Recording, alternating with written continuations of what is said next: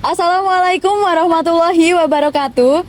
Halo Sobat Saintis Muda, kembali lagi bersama saya, Robiatul Adawiyah, Wakil Kepala Bidang PSDM BEM FMIPA UNY.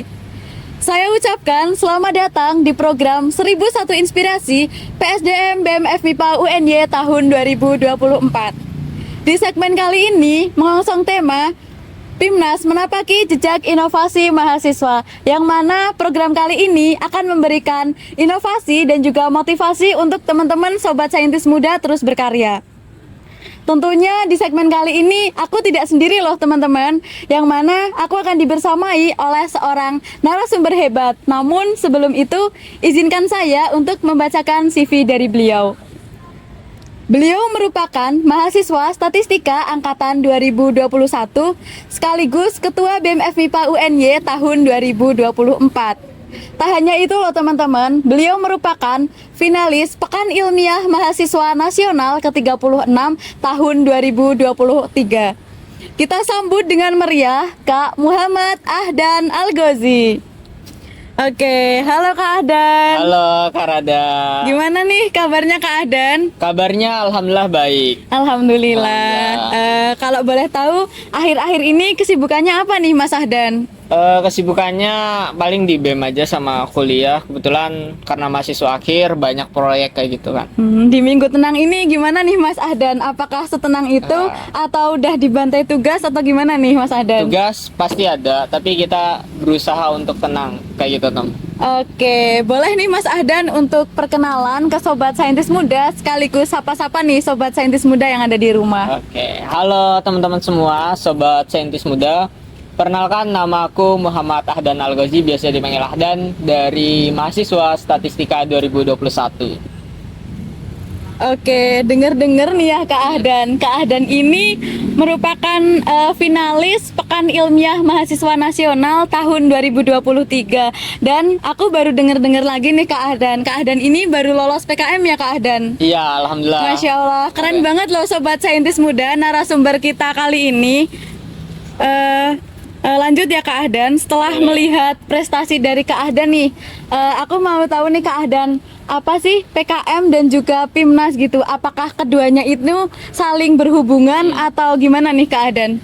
Oke, jadi buat PKM itu adalah program kreativitas mahasiswa, dan PIMNAS itu Pekan Ilmiah Mahasiswa Nasional. Nah itu nanti ketika teman-teman lolos pendanaan PKM itu nanti akan diseleksi, dan nanti yang dinilai layak itu akan bisa lolos ke PIMNAS. Nah nanti di PIMNAS itu teman-teman bakal presentasi bagaimana proses teman-teman pas PKM lolos pendanaan itu nanti dipresentasikan.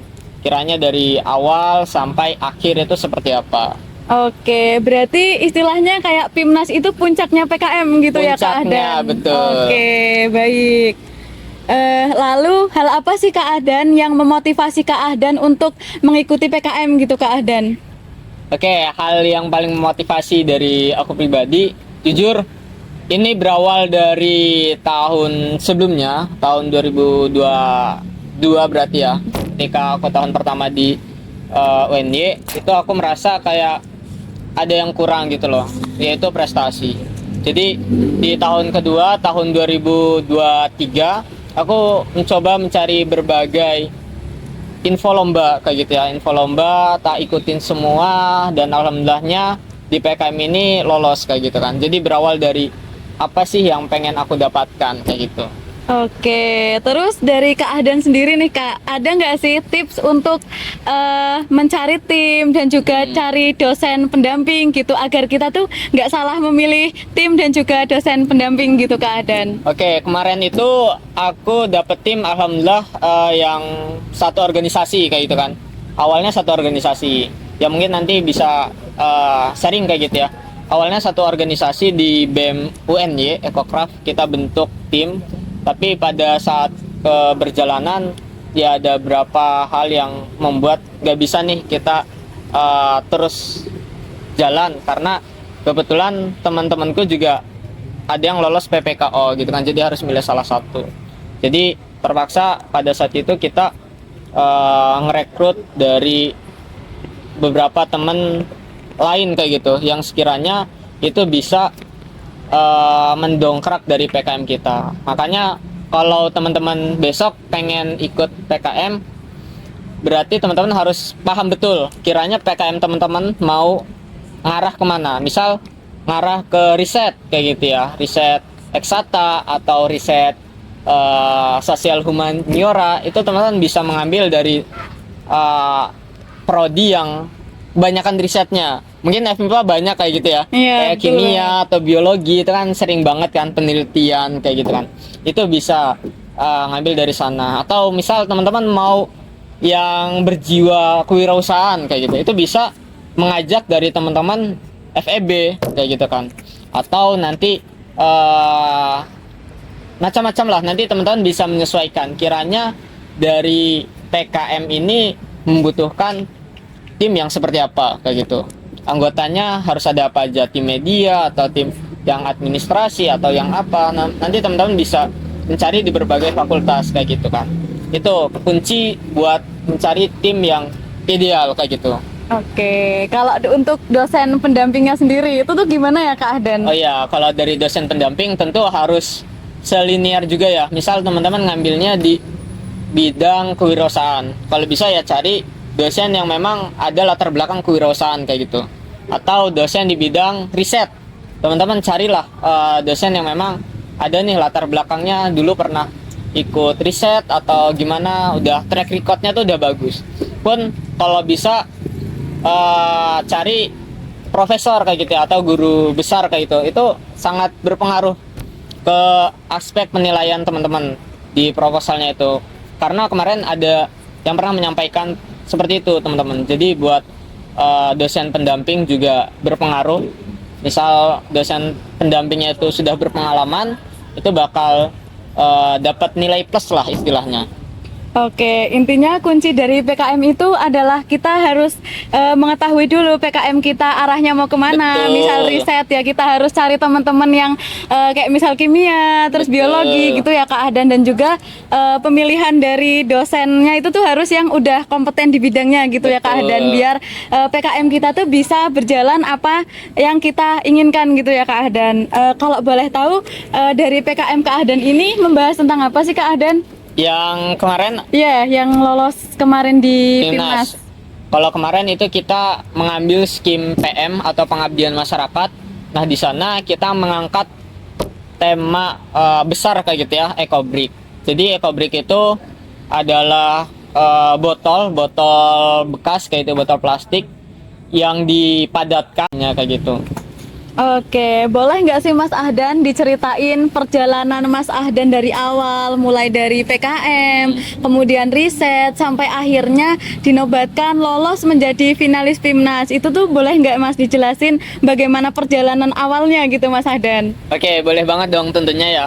Nah, mungkin udah tak spill gitu ya di awal. Kemarin itu kan dari bentuk tim itu kita dari full BEM UNY kayak gitu ya, Kementerian Ekonomi Kreatif. Nah, kita bentuk tim di situ. Tapi kebetulan temanku juga ada yang ikut PPKO dan P2MW kayak gitu, sehingga pada saat itu muncullah pengumuman PKM, P2MW, PPKO, dan temanku ikut di keduanya gitu, PPKO, P2MW sama PKM. Jadi nggak bisa tiga kan, kayak gitu. Terus ya udah dia ngelepas PKM-nya, dia ambil di P2MW sama PPKO. Nah, setelah itu aku nyari tim baru yang memang bisa berkompeten di PKM ke waktu itu. Aku cari dari tim media, terus tim biologi karena kaitannya dengan lingkungan kayak gitu kan. Terus satu lagi tim yang kaitannya operasional lah kayak gitu, yang bisa slow dan bisa buat dipanggil kayak gitu kan. Kurang lebih seperti itu. Terus setelah itu kita berjalan, kita koordinasi ulang ke pas pengumuman kita koordinasi ulang ke pihak padukuhannya untuk akan melaksanakan proposal kita kayak gitu loh. Kita koordinasi ulang dan alhamdulillah berjalan sekitar 3 hingga 4 bulan dan kita selesaikan laporan kemajuan, logbook kayak gitu, singkatnya seperti itu ya. logbook, terus laporan akhir, dan kita presentasi, dan alhamdulillah kita bisa lolos kayak gitu di Pimnas ke-36. Kemarin itu Pimnasnya di Unpad seperti itu. Masya Allah, keren banget nih Sobat Saintis Muda. Ada nggak sih Mas Ahdan tantangan atau kesulitan ketika Mas Ahdan mempersiapkan ke Pimnas gitu Mas Ahdan? Oke, yang pertama pasti dari internal kayak gitu ya teman-teman. Dari internal itu pasti bakal berpengaruh banget.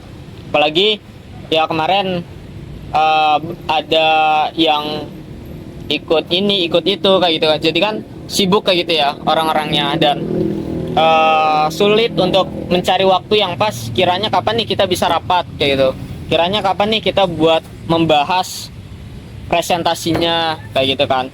Terus dari situ selain masalah internal ada juga masalah eksternal. Masalah eksternal itu kaitannya dengan pihak mitranya. Kemarin ya sempat kita sudah meluangkan waktu di tanggal ini jam segini untuk mengadakan sosialisasi, tapi berhubung di padukuhannya itu baru ada agenda sehingga tidak jadilah untuk kegiatannya. Dan kita harus berpikir cepat, kiranya kapan nih waktu yang pas untuk mengadakan agenda sosialisasinya. Yaitu pasti sih dari teman-teman mungkin yang merasakan kayak itu ya, nggak cuma di PKM, mungkin di kegiatan-kegiatan kepanitiaan atau di apa, itu pasti ada faktor internal, faktor eksternal. Tapi ya dari situ kita menjadi dewasa kayak itu, berpikir lebih bijak, kiranya apa nih solusinya, bukan malah memperkeruh masalah kayak gitu kan. Itu sih. Oke, ternyata untuk menuju Pimnas itu ada sekali tantangan dan Betul. rintangan ya Kak Ahdan, nggak semulus gitu ya Kak Ahdan. Iya. Lalu bagaimana sih Kak Ahdan menyikapi tantangan dan kesulitan-kesulitan ketika menjalankan riset ataupun kemitranya gitu tuh kayak gimana sih Kak Ahdan? Oke, kemarin itu sempat buat permasalahan internal, kita buat komitmen. Jadi kita komitmen kapan waktu slow, kapan waktu yang senggang untuk kita rapat kayak gitu.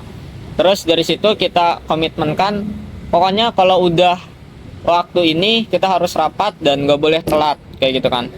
Terus konsekuensinya seperti apa jika ada yang izin dan lain sebagainya.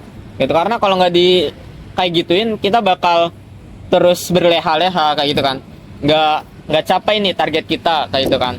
Terus itu buat masalah internal, komitmen. Terus masalah eksternal ya kita koordinasi ulang ke masyarakat mitra, kiranya bisanya kapan kayak gitu kan untuk sosialisasi.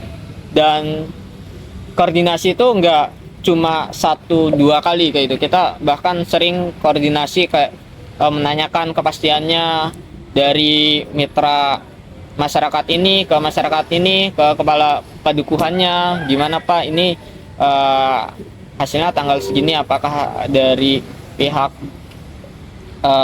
padukuhan bisa atau seperti apa kayak gitu. Jadi kita banyak koordinasi lah ke masyarakat mitra itu untuk mengatasi masalah eksternal kayak itu ya.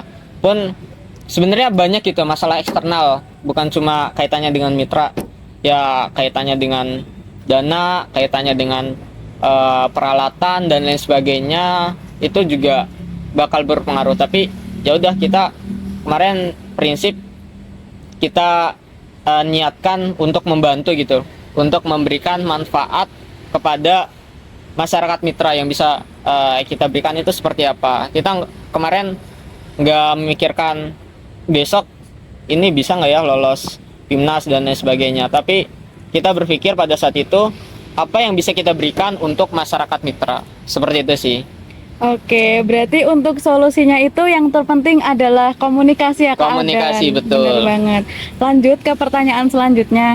Nah, dari Kak Ahdan sendiri, apa sih Kak manfaat yang bisa kita rasakan ketika lolos pendanaan dan juga lolos ke tahap finalis Pimnas gitu loh Kak Ahdan? Ada nggak sih manfaat yang Kak Ahdan sendiri rasakan gitu setelah mengikuti Pimnas gitu Kak?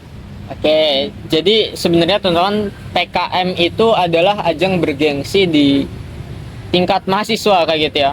Karena itu seleksinya sangat ketat dan peluang untuk mendapatkan juara juga sangat ketat kayak gitu. Dan ketika sudah lolos, apalagi sampai timnas, ya itu adalah pencapaian yang menurutku itu udah bagus kayak gitu, udah mencapai tahap sana. Karena teman-teman pasti kalau dengar nih cerita orang-orang yang mungkin pernah juara 1 atau juara 2, juara 3 kayak gitu kan. Misal juara 1 itu ada di SK-nya itu bebas skripsi kayak gitu ya.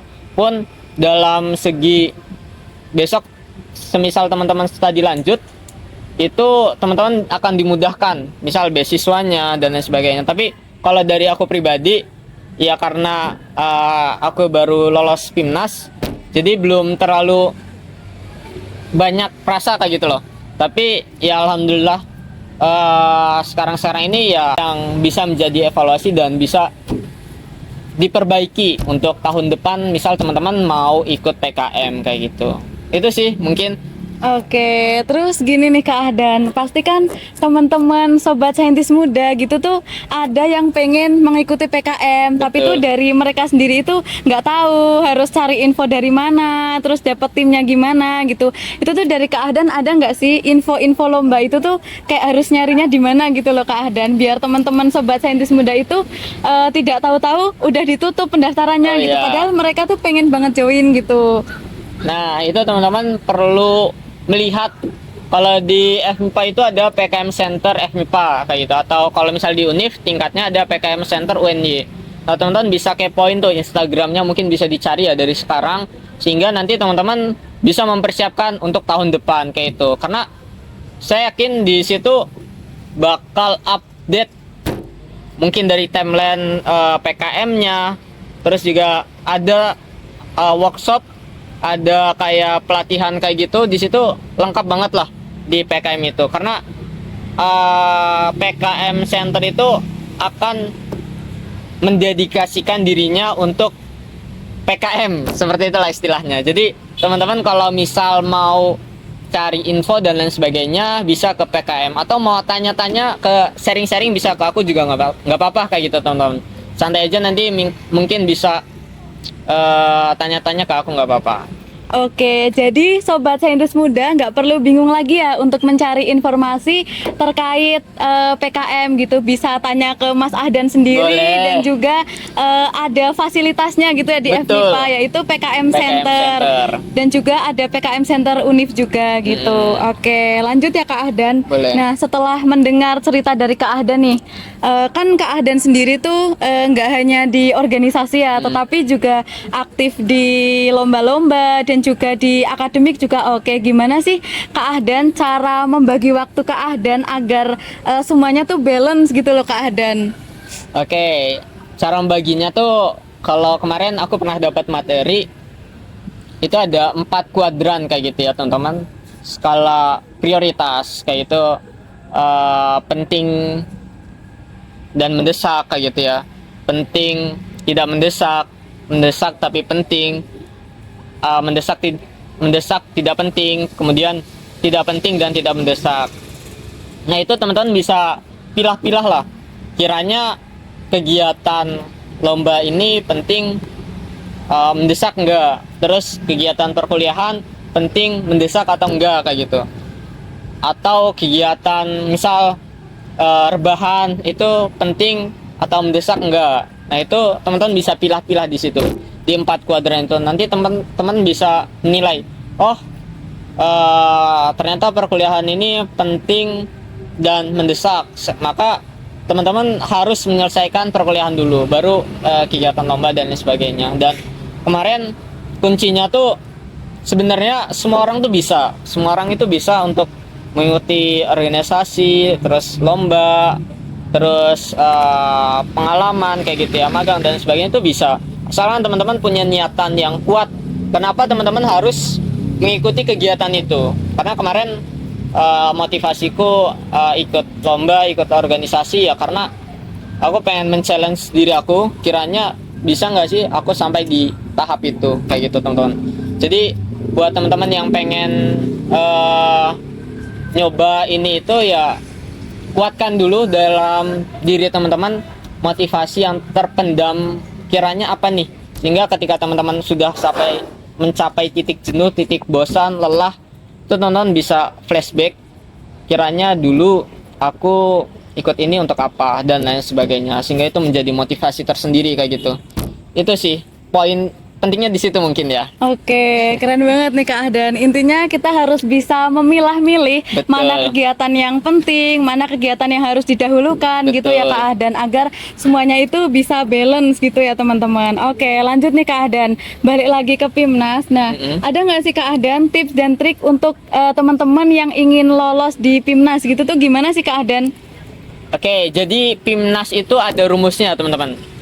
Rumusnya adalah proposal, laporan kemajuan, dan presentasi pada saat PKP 2. Nah, di proposal itu poinnya sekitar 30. Kemudian laporan kemajuan itu 20 dan presentasi 50. Jadi total 100. Nah, teman-teman nanti bisa maksimalkan. Berarti kalau teman-teman ikut PKM itu kan harus buat proposal ya. Sebelum nantinya dapat lolos pendanaan kayak gitu kan. Nah, di proposalnya tuh teman-teman harus benar-benar kuat dan benar-benar mungkin kayak udah 80% kayak gitu loh. Tinggal nanti pas pendanaan 20% tinggal berjalan. Kayak gitu. Jadi teman-teman bisa maksimalkan di proposal dulu, kemudian nanti pada saat pendanaan teman-teman bisa cicil laporan kemajuannya. Diusahakan laporan kemajuan itu tidak jauh berbeda dengan proposal. Jadi harus berkesinambungan. Proposal bilang A, ya di laporan kemajuan juga harus bilang A, kayak gitu loh. Jangan dikurang-kurangi teman-teman. Gitu. Kemudian di presentasi itu pada saat PKP 2. Teman-teman bisa maksimalkan. Pokoknya berikan kesan yang terbaik lah bahwa teman-teman itu layak untuk maju ke PIMNAS kayak gitu. Di presentasi itu ya teman-teman menceritakan dari awal pendanaan sampai pada saat presentasi itu udah capainya udah sampai berapa persen kayak gitu teman-teman. Itu yang perlu diperhatikan. Dan oh ya, satu lagi mungkin di logbooknya. Logbook itu nanti ada kegiatan sama logbook keuangan ya kalau nggak salah. Nah, itu teman-teman sebisa mungkin logbook kegiatan itu diisi. Ya jangan setiap hari, tapi diisinya tuh berkala, mungkin 2 hari sekali atau 3 hari sekali, itu bisa. Jangan sampai selama 10 hari atau bahkan sebulan itu nggak ada kegiatan yang diupload. Itu jangan sampai, karena itu sangat berpengaruh ke penilaian juga kayak gitu. Karena biasanya reviewer ngecek logbooknya setiap sebulan sekali atau 2 bulan atau 2 minggu sekali, itu pasti dicek kayak gitu. Dan yang terakhir, logbook keuangan. Logbook keuangan ini teman-teman diusahakan harus full sampai 100% pendanaan itu terpakai. Seperti itu kurang lebih. Oke, jadi teman-teman kalau misal teman-teman tertarik untuk mengikuti PIMNAS, ada loh rumus dari Kak Ahdan, yaitu teman-teman bisa maksimalin proposal dulu, lalu maksimalin juga di laporan logbooknya gitu ya. Ya. Terus ada di maksimalin ketika teman-teman presentasi gitu ya. Betul. Oke, masuk ke pertanyaan terakhir nih Kak Ahdan.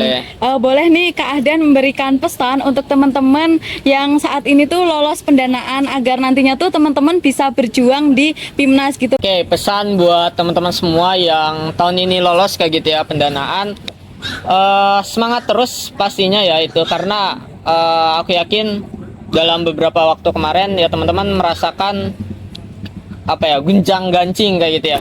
Kayak misal semangatnya lagi pada naik terus turun, naik turun kayak gitu, itu pasti teman-teman. Tapi yang perlu teman-teman ketahui bahwa teman-teman sudah sampai di tahap pendanaan ini adalah suatu hal yang luar biasa gitu, dan jangan disia-siakan kayak gitu. Itu yang pertama. Kemudian yang kedua, pasti usaha itu penting ya, kerja keras kayak gitu teman-teman. Jadi maksimalkan proposal teman-teman benar-benar terrealisasikan ketika pendanaan ini kayak gitu. Jangan sampai ketika presentasi jurinya menanyakan ini kok belum terlaksana. Nah, itu jadi permasalahan yang fatal kayak gitu teman-teman. Itu. Kemudian yang kedua, selain usaha ya teman-teman harus berdoa kayak gitu teman. Doa ya, minta doa ke siapapun itu, karena kita nggak akan pernah tahu doa siapa yang akan terijabah gitu, yang akan dikabulkan. Ya, mungkin aja temenmu atau doa orang tua temenmu itu yang makbul gitu, atau yang bakal terijabah. Nah teman-teman bisa meminta doa sebanyak-banyaknya kayak gitu teman-teman. Itu yang mungkin 3 poin inti kayak gitu ya, yang bisa saya sampaikan. Dan pokoknya teman-teman, ketika teman-teman sudah lolos pendanaan ya jangan disia-siakan, karena kesempatannya ini sangat, saya rasa sangat kecil kayak gitu ya untuk bisa lolos di pendanaan ini. Jadi maksudku ini adalah kesempatan yang perlu teman-teman maksimalkan, seperti itu teman-teman. Oke, ada poin penting dari pesan Kak Ahdan yang aku highlight nih teman-teman Sobat Saintis Muda. Intinya teman-teman harus maksimalin usaha dulu. Betul. Dan juga jangan lupa berdoa ya teman-teman, karena kita nggak tahu doa mana yang bakal diijabah sama Allah gitu ya Kak Ahdan. Oke, gak kerasa ya Kak Ahdan, bincang-bincang kita di sesi kali ini sudah mau berakhir nih Kak Ahdan. Namun sebelum aku tutup, boleh nih Kak Ahdan menyampaikan closing statement buat teman-teman Sobat Saintis Muda di rumah gitu Kak Ahdan. Oke, Sobat Saintis Muda, closing statement dari aku pribadi mungkin singkat aja kayak gitu ya. Ketika teman-teman punya harapan, ketika teman-teman punya tujuan, bersungguh-sungguhlah untuk menggapai harapan tersebut teman-teman. Karena dengan teman-teman bersungguh-sungguh, aku yakin teman-teman bakal mendapatkannya. Ibarat ketika teman-teman masuk ke UNY, aku yakin teman-teman berjuang keras kayak gitu kan untuk bisa lolos di UNY. Dan hal serupa juga teman-teman harus tanamkan dalam diri teman-teman. Ketika teman-teman memiliki tujuan bahwa oh saya ingin bisa ikut lomba ini, oh saya mau ikut kegiatan ini, ya teman-teman harus berjuang bersungguh-sungguh kayak gitu. Kuncinya di situ teman-teman, berjuang dan bersungguh-sungguh. Karena balik lagi, kalau misal kita melihat cerita orang-orang sukses kayak gitu, orang-orang yang berhasil, mungkin kayak pengusaha-pengusaha terkenal, ya teman-teman pasti tahu kan lika-liku perjuangannya, kadang naik, kadang turun, kadang down dan lain sebagainya kayak gitu. Tapi ada poin utamanya, yaitu berjuang dan bersungguh-sungguh teman-teman. Itu dari aku. Oke, terima kasih saya ucapkan kepada Kak Ahdan atas sharing-sharingnya pada hari ini yang sangat luar biasa. Banyak sekali memberikan gambaran dan juga motivasi untuk Sobat Saintis Muda kali ini. Akhir kata penutup, terima kasih banyak Kak Ahdan sudah berkenan hadir di program 1001 Inspirasi PSDM BEM FMIPA UNY. Lalu jangan lupa juga ya Sobat Saintis Muda, pantengin terus Instagram dan juga YouTube PSDM BEM FMIPA UNY untuk menyaksikan tayangan program 1001 Inspirasi. Sampai jumpa. Wassalamualaikum warahmatullahi wabarakatuh.